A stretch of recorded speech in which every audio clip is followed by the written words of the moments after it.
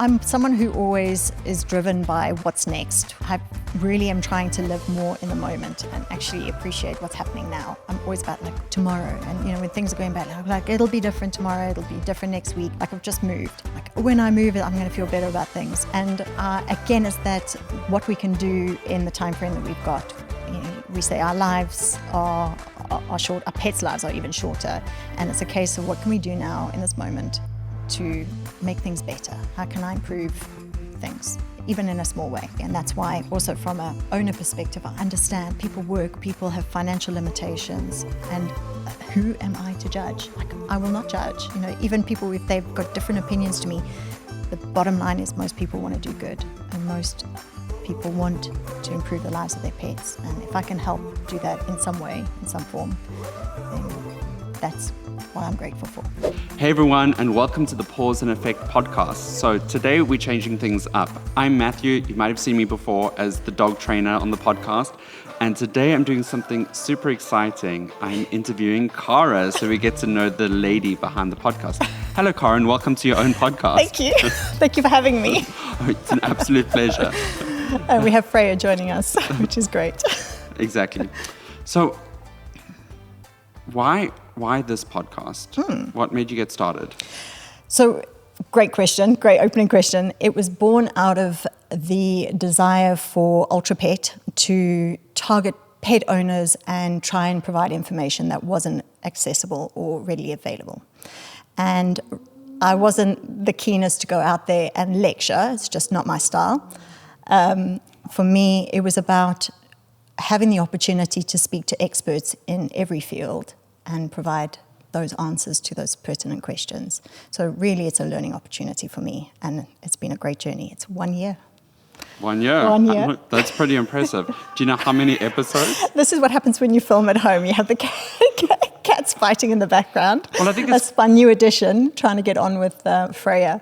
I think it's quite appropriate to have your 1 year in and you're at home and we're discussing you today. Yeah, it brings new meaning to work from home, doesn't it? So when you got started with the podcast, what's one of the most interesting things that you found about it? Or what did you think the podcast was going to be, and what did you find maybe more interesting as you've been a year into it?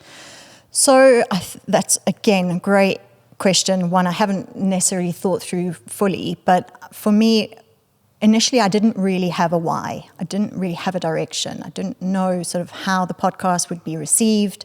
I didn't know whether it would be valued. And so for a long time, it was a case of putting some information out there to see what resonated. And now I really have a better direction as to sort of where I want to take it. And I'm loving the fact that it opens me up to many opportunities, meeting phenomenally interesting people. But I love the fact that it's developed and evolved. But now knowing why I'm doing it has allowed me to really tackle it in a different way. Cool. So what's the why now? The why, so more and more I find that there is misinformation out there. I would never claim to be an expert in any field. I have an opinion, and I like to have a discussion, and I like to have my opinion challenged. But I also like to provide information for people to make their own decisions. So not to be told what to do, but to be informed and to then choose whatever you want to do based on that information. And with pets, I feel very strongly about looking after them, protecting them, and improving their health and well-being. And so what better way to do it than to speak to people who are pet owners and pet professionals and people who actually care about pets as a whole, to improve the lives of the pets in our care and sort of an even bigger picture. The cat's having a ball of a time upstairs. Wow. So I would say from when I watch your podcast interviews, and I think what you do really well is that you interview, but in what you were saying, that it empowers the pet owner to make their own choice and decision. I know that you've got a big focus on nutrition specifically. You interview a whole variety of different people, but often those are the points that you speak to. Tell us a little bit more about your interest in pet nutrition. Okay, so I I find nutrition a minefield. I think it stems from trying to manage my own nutrition, and knowing how difficult it is to get right in my own household. And I have a son who doesn't do well with sugars, and he needs quite a strict diet, but he's particularly fussy. So, even managing it as a mother, and trying to have a sustainable but healthy, nutritious meal for him on a daily basis is a challenge. For me, I want to be able to tackle disease processes ultimately. So the aim is to be fully informed enough to be able to manage conditions like renal failure, gastrointestinal issues. But the answer to that is that it's such a minefield, and there's a lot, again, of misinformation, and people are wanting to understand. I'm wanting to understand. And so I think there's been, most of my listeners are aware that I work for UltraPet, and some of the feedback I get is that I'm working for a multi-million rand pet food company, and that's why I want to feed or recommend commercial pet foods like kibble diets. And I would never sell my soul for anybody. The fact is that a lot of my views align with what I'm doing. So I'm doing a master's in animal nutrition. I've spoken before, and I have no issue, for example, with home-cooked diets, but I also know how difficult it is to get it right. Yep. And for us, we tweak our diets constantly. We eat different things every day. We don't have that luxury in what is a very short lifespan for our pets to get it right, and when things go wrong, they go very wrong. So my desire, especially in nutrition, is to try and get it right the majority of the time. And that's why I love nutrition, and I love the fact that we can really make a difference to the health of our pets through something as straightforward as nutrition. Yeah, I think that's something I really appreciate about you, is how steadfast you actually are in your points of view around nutrition, because we have conversations off of camera, and it's, I used to be on the whole raw food train, and my dogs were all on raw food, and I've seen issues with it, and that was buying the pre-made stuff, and I'm not, also once again, not really making it wrong, but it also is a very difficult thing to sustain and keep going. And then also having conversations around, doing cooked food and kibble, and I've switched between all of them backwards and forwards, but what I think is interesting is that you bring a knowledge base that's scientifically backed, but that you also believe in behind the camera. It's not just for show. Yeah. And also I wanted to say, one of the really cool things about your podcast is saying you get to meet new people, and that's how we've met, and we've become really good friends and hang out when we're not just doing podcast stuff. So with nutrition, what do you see next in the field? So there is definitely a call for more precision or diets that are formulated for pets themselves. But I understand the limitations, particularly potentially in South Africa. We're all busy. And this is why I say, look, of most people who, and there are a lot of people who are very good at nutrition, and I commend them. I really respect the fact that a lot of people take a really keen interest in their own pet's nutrition and try and make the right decision. I think the start point is that everybody wants to do right by their pet. And that's how I tackle most of these things, is I know the intentions are good, and we don't know what we don't know. And so for me, it's been a case of trying to talk and read and investigate and understand where there are potential issues and have a discussion about it. And what people do with that information, I respectfully say, is up to them. But I feel very strongly about, if I'm asked my opinion on it, which I can obviously a lot more vehemently honest about it off camera, I will give it. So yeah, I feel very strongly about nutrition, and I love the minefield, and I hope that there is an advancement in terms of potentially people wanting to understand, like they understand in their own health, the impact of nutrition on longevity and health and wellness, and that we're going to get to that point that more people are calling for advice on nutrition, and being open-minded about giving it a shot.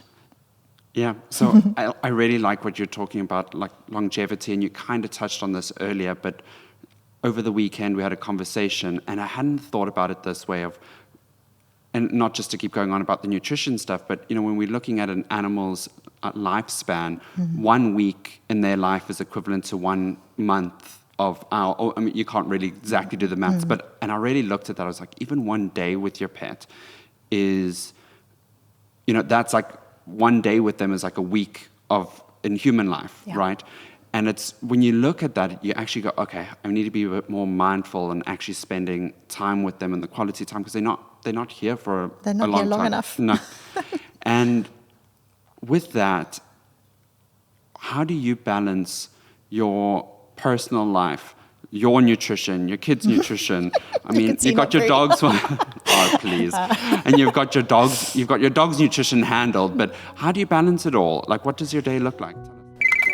Welcome back to Just for Pets. You're with Dr. Carra. Hello, Doctor. It's Chanel the Persian. And, I can't seem to stop retching to get this hairball up. Are you on a special diet? Excuse me? Hairball control food will really help. And maybe some Laxapet. And lucky for you, Just for Pets have a big range. Well, how early can I get some? Order today and we'll deliver pronto. Wow, I feel better already. Justforpets.co.za. Vet approved, pet adored. Get it all to your door. Before we proceed, let's discuss a vital aspect of feline care, catering to senior cats' needs. Allow me to introduce UltraPet's Optimal Balance Senior Cat Food, meticulously crafted to meet the unique needs of aging feline companions. This specialized formula features a balanced blend of nutrients, including 34% protein, 12% fat, and 4% fiber, ensuring your senior cat receives the optimal nutrition as they age.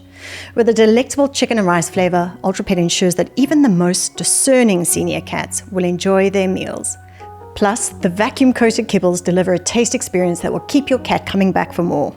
What sets the senior cat food apart is its thoughtful formulation.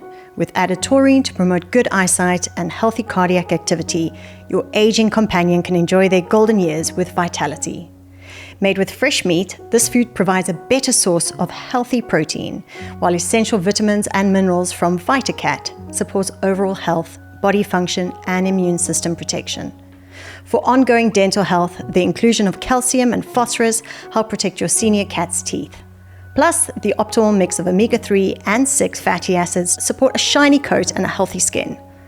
UltraPet's Optimal Balance Senior Cat Food is available in 2 kgs and 4 kg packs, providing the perfect solution for senior cats transitioning into their golden years. Give it a try and ensure your senior companion enjoys a healthier and more active life. Your pet will thank you, and you'll appreciate UltraPet's dedication to feline well-being. Now, let's return to our conversation. So the day in the life of, so my morning generally starts off at about 5 a.m., chasing a child to school. And then I tend to go, I don't have a huge amount of interaction with the dogs, if we're asking my relationship with them. If anything, I feed the cats and interact with them because they're indoor. And then I go past the veterinary practice that I own, and I check in there and deal with any issues. And from there, it depends. My day is very varied, and I'm grateful for that, because some days I'm podcasting, some days I'm going into RCL, some days I am, if I have to, I'm working from home. But mostly what I'm doing these days is management of both my online store and my veterinary practice, and very, very rarely am I actually consulting. So I spend a lot of time at my desk, whether that's sort of management stuff, whether it's researching, or whether it's working on my master's, and then I work various roles from that point. And that is generally where I'm placed, because it's quite a nice place to be, whether it's in the thick of things, and if an emergency comes in, I'll be forced to tackle it. But I have a great team of colleagues who deal with the actual veterinary work these days. And then I come home and I'm a mother. So I'm trying to be a little bit more mindful of spending time with the dogs, because historically my dogs would sleep inside. And so there would be the normal, interaction with them whilst prepping dinner. Now they are fully outdoors because the cats are inside and they're outside. So it's a case of going for a walk occasionally, throwing the ball. I don't personally feed my dogs. Obviously, I provide the food that I want them to have and the amount, but I don't feed them. I used to get my son to feed them, especially my bull terrier, who used to have a bit of an issue with him. And that was a way for the two of them to bond. In my day, I try and end my day with downtime. I might watch like one episode of a series, but I try and wind down when I'm sending my son to bed, which is 8 o'clock. Quite strict about sleep. I feel that other than nutrition, sleep is something that we neglect. Something I can educate you on. Oh, yeah. I know, right. But sleep is critical. Sleep, sunlight, good nutrition. She's saying that she can educate me about sleep because she knows I enjoy a good party from time to time. From time to time. Yeah. So yeah, especially being awake at that time in order to be fully functional and actually productive. So sleep. When you're doing your wind down time and you're maybe going to watch something, what's on your watch list at the moment? Ooh, they've been very good series on. I'm not I binge, but like I'll binge watch a series and love the baby reindeer. Oh, I knew that's what you're going to say. I find it fascinating. I don't tend to watch like documentaries and things. They make me very sad. Wildlife documentaries used to make me cry as a child. So people would be like, "Oh, did you watch the one on polar bears?" Whatever. I'm like, it's going to end badly. So, it's more like things that don't really matter. Series that are not. I think the audience wants to know, why do you like baby reindeer so much? Why do I like it? I think because it's based on a true story, and you cannot believe some of the behavior. Like you, I'm interested in behavior. Yeah, exactly. And I just find it incredible that this poor guy experienced that and how easily it can happen. So yeah, it was fascinating. It's slightly unhinged, but unhinged. But it was an experience. Most people were intrigued. Yeah, and what do you find the most fulfilling about your job? I can be really pretentious and be like, oh, it's about saving lives, but it's not. From my fulfillment, I love the fact that every day is different. I like the fact that there are some days where I can plow my efforts into one particular area, and my job in terms of management of a practice or consulting for RCL, I love the fact that every day and every opportunity is different, and that I get to meet really phenomenal people, whether it be pet owners who really want to do the best for their pets, to industry professionals. What a privilege. So that's what I love about it. It's just constant learning. For me, every day is an opportunity to learn and do things better, differently. So when you say learning, what are you learning that's new at the moment? I think with veterinary, there's always advancements, and I'm not sort of suggesting that, we are now taking on laparoscopic spays and doing AI type work, but every day we can do it better. Even we're human, and I don't think anybody can be so arrogant to say that they know everything. Especially like we talk nutrition, that's just one small field of what we do. There are advancements in dermatology and ophthalmology, and I get to interview people who teach me something new every day. Not many people realize that it's such a privilege. So yeah, even if it's a new drug that comes on the market, or some way to better manage pain, or like we were saying before, learning the fact that nutrition can actually enhance or extend the life of our pets. What a great opportunity I have. So I'm very grateful. You said grateful. Tell me about your gratitude practice. Do you have one? No, but I'm trying to teach my son. I try and be grateful. At this time of year, I'm so grateful for the weather.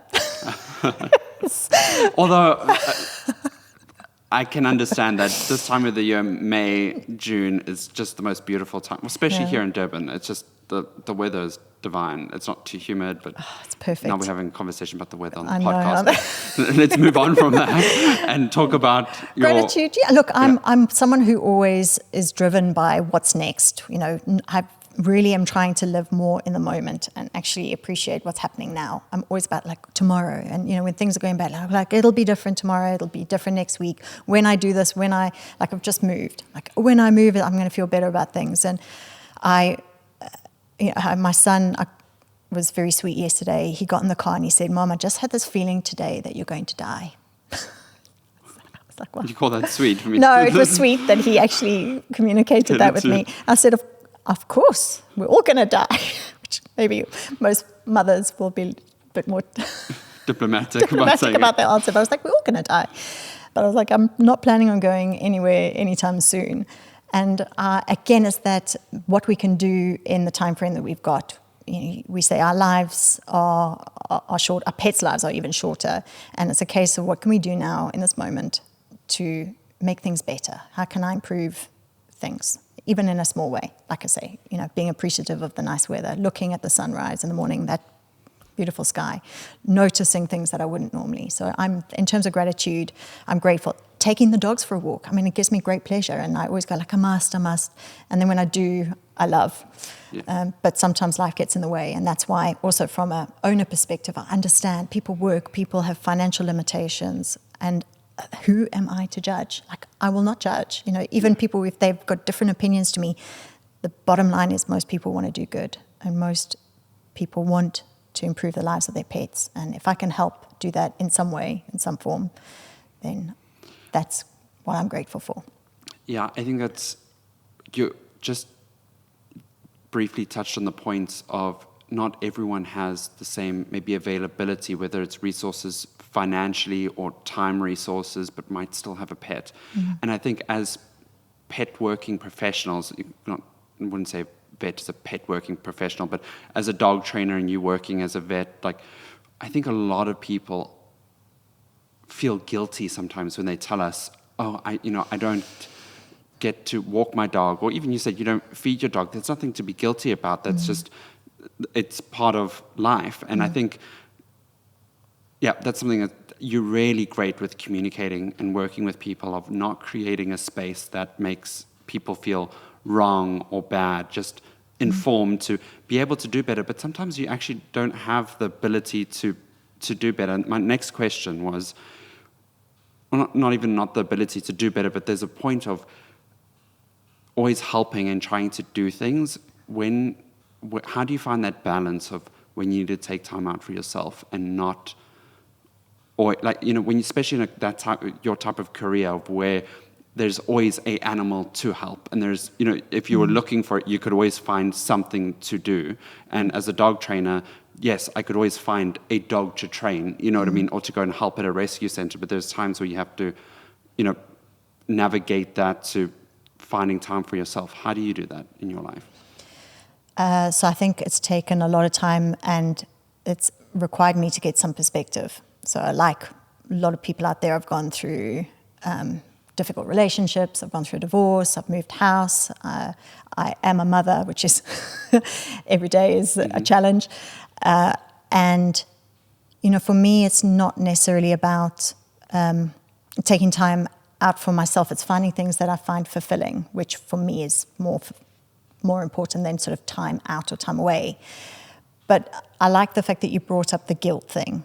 I'm tired of feeling guilty about things. We're doing the best we can with the information we have available. And that's why I would encourage anybody to, if you're feeling that guilt, to sit with it and try and understand where it comes from, and move through that, because it's such a waste of energy. So, I agree. Like in terms of time off, I've had a huge amount of identity in being a vet. Like, who are you? Well, I'm a vet. Like, I wasn't anything more than that. Whereas I'm at a point, and I think the podcast has allowed me to do that, speaking to people and talking on a huge range of subjects, to say my identity is not in my profession. I'm a friend. I'm a mother. I'm a podcaster. I have days where I'm, a better mother than other days. But to allocate time to those different areas of my life that are equally as important as my profession. And being a vet isn't just about fitting into a particular box.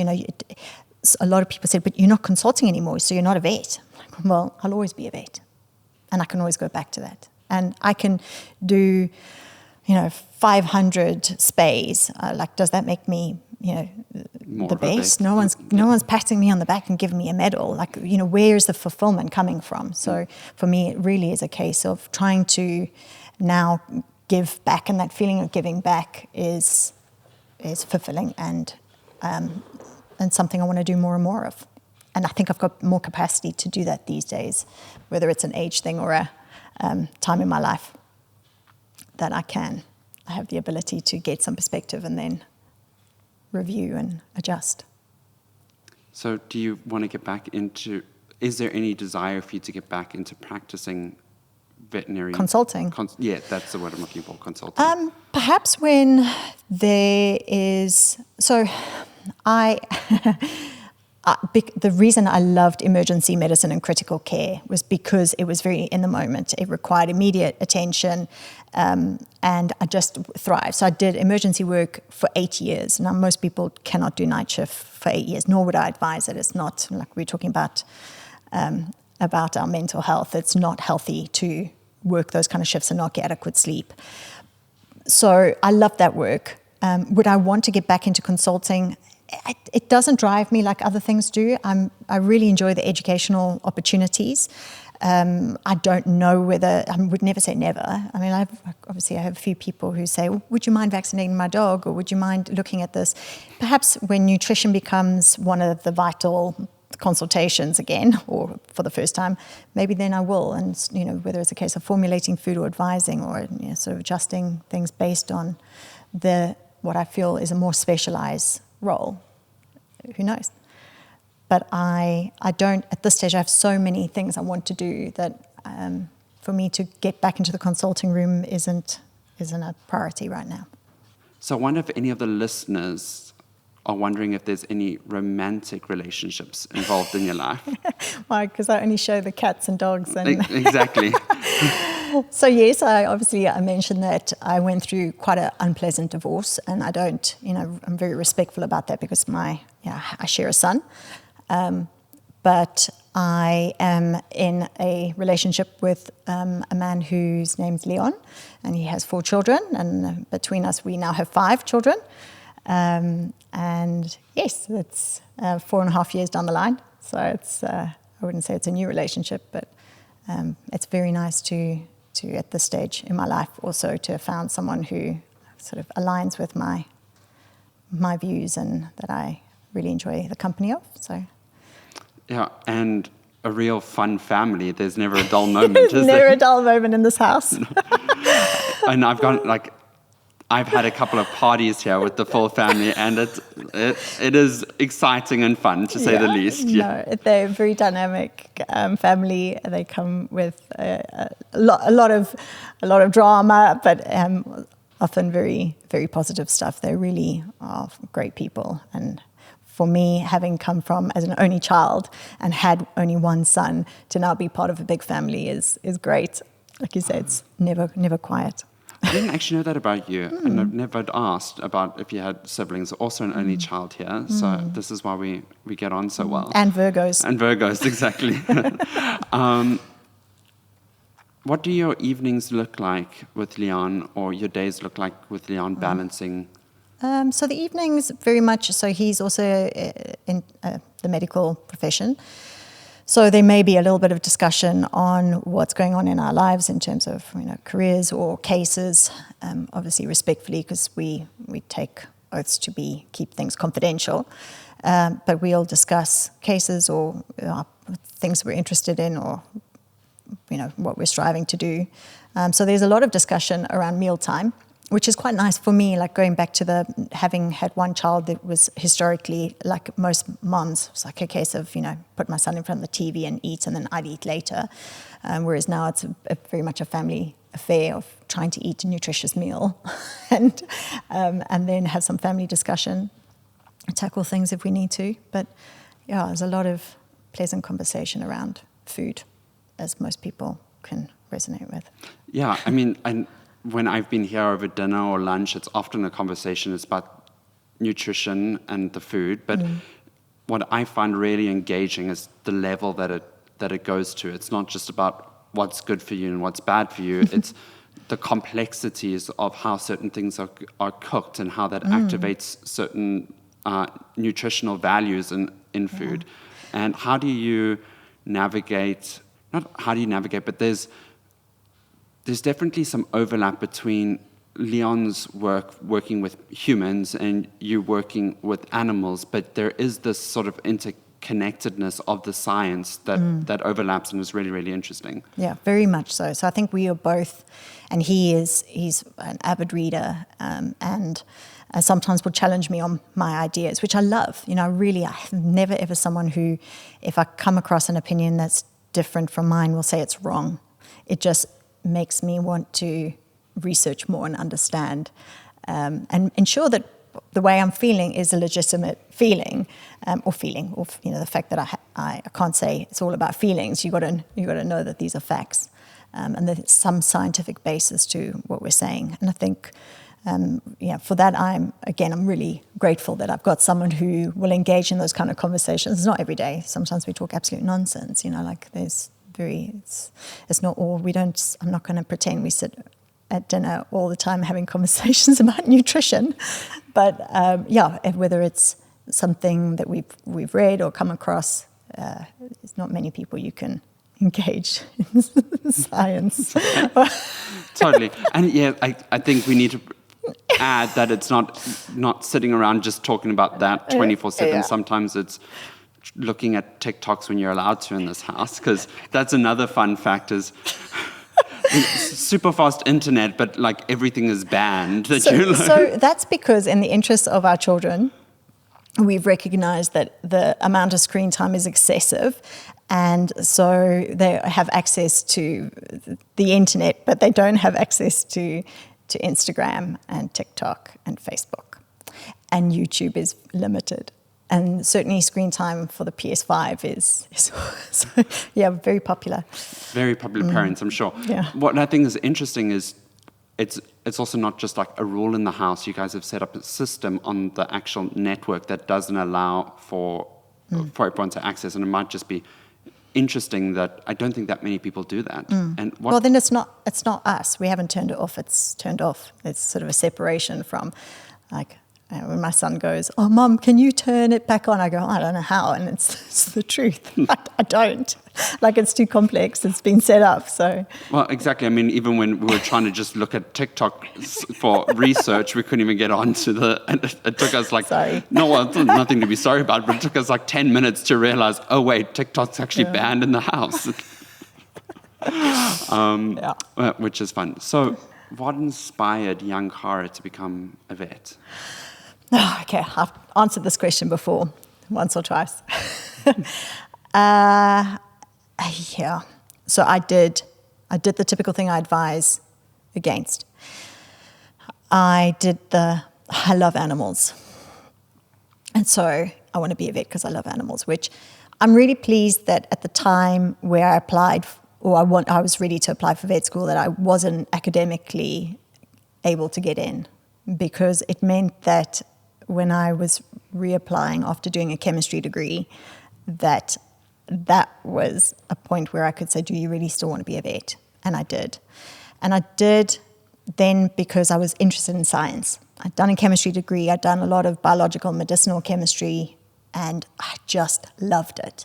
And one of the things I can say is that we all peak at different points. And this is what I'm finding even now as a parent. And that's part of a lot of our discussion, because we have kids of various ages, some who are young, like my son at 11, and others at university and, embarking hopefully soon on careers, is that we don't all have to reach like that stage at the same age. So, everyone feels matric is the time, a moment where you decide on your future. And that certainly, I think, has got to be relooked at and managed differently.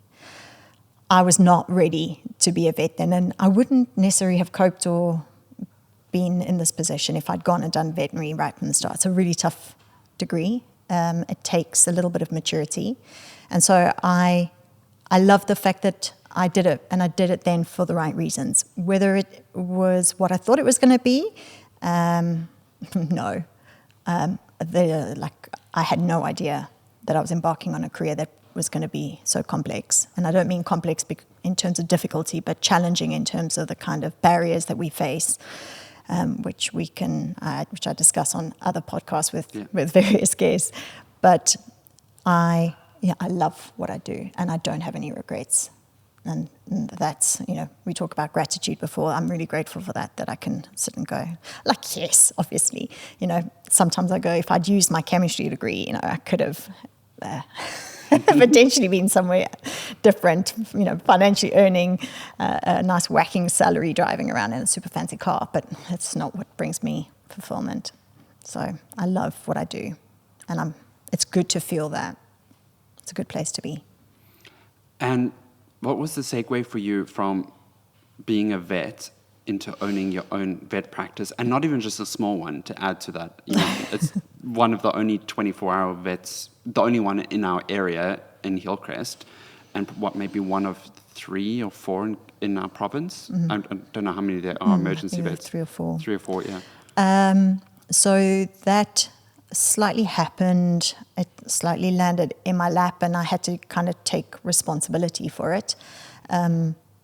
But it opened up a new learning opportunity. I never ever thought that I'd be a particularly good business owner, but I had to tackle it from the perspective of what are pet owners wanting? What can we do better? Like how can I, obviously having the responsibility of having a profitable practice that can employ people who are good at what they do and the best at what they do, not, we all have to start somewhere. So I'm not, and we're human, and mistakes are made. Receptionists may forget to phone a client back, like we always, but they take every bad or any fault or any problem and see how we can do it better.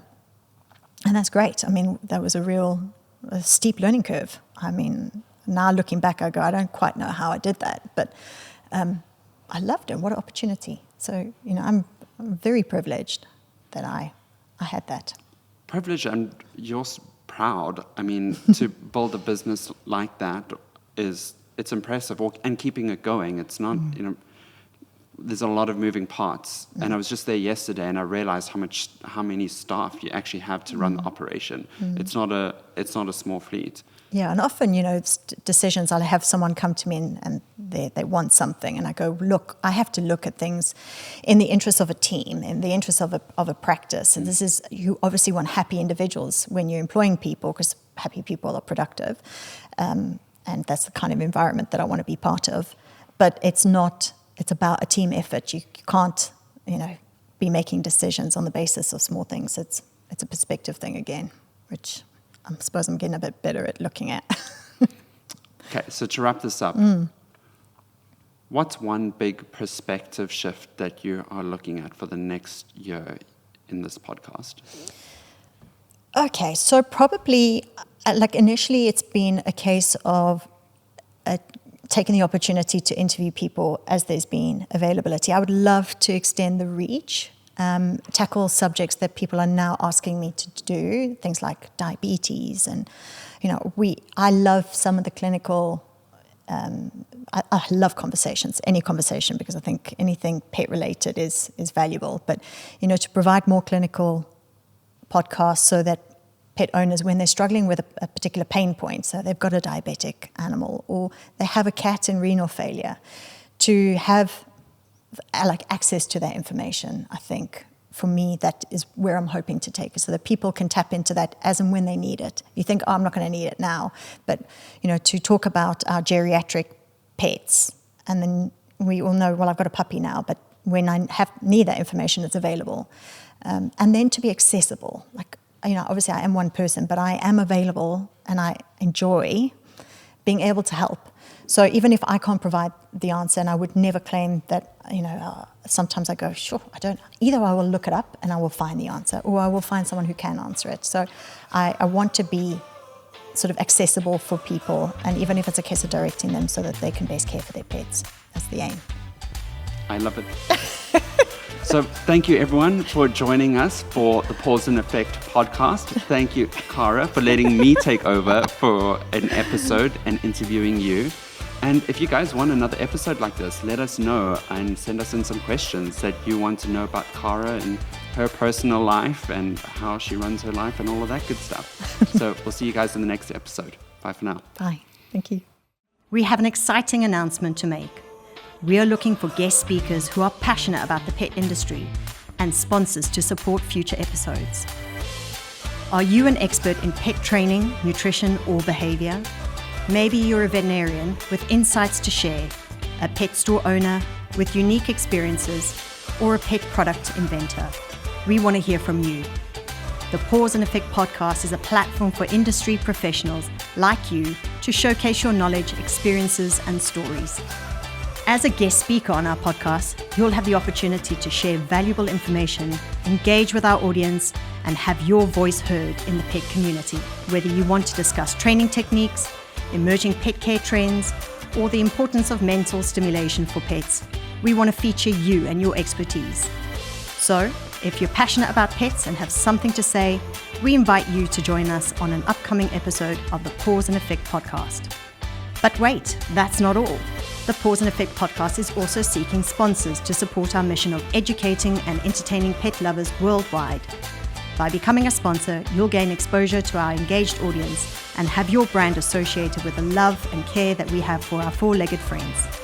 If you own a pet-related business, offer pet products or services, or simply want to align your brand with our pet-loving community, we'd love to partner with you. As a sponsor, your brand will be featured prominently in our episodes and our social media channels. It is a great opportunity to showcase your offerings to a dedicated audience of pet enthusiasts. So whether you're an expert in the pet industry looking to share your knowledge, or a business seeking to reach a pet-loving audience, we want to hear from you. To apply as a guest or to inquire about becoming a sponsor of the Paws Effect podcast, please contact me at drcarra@pawsandeffect.co.za. Get in touch and let's discuss the various opportunities. Thank you for joining us today. We can't wait to welcome our future guest speakers and sponsors to the Paws Effect podcast.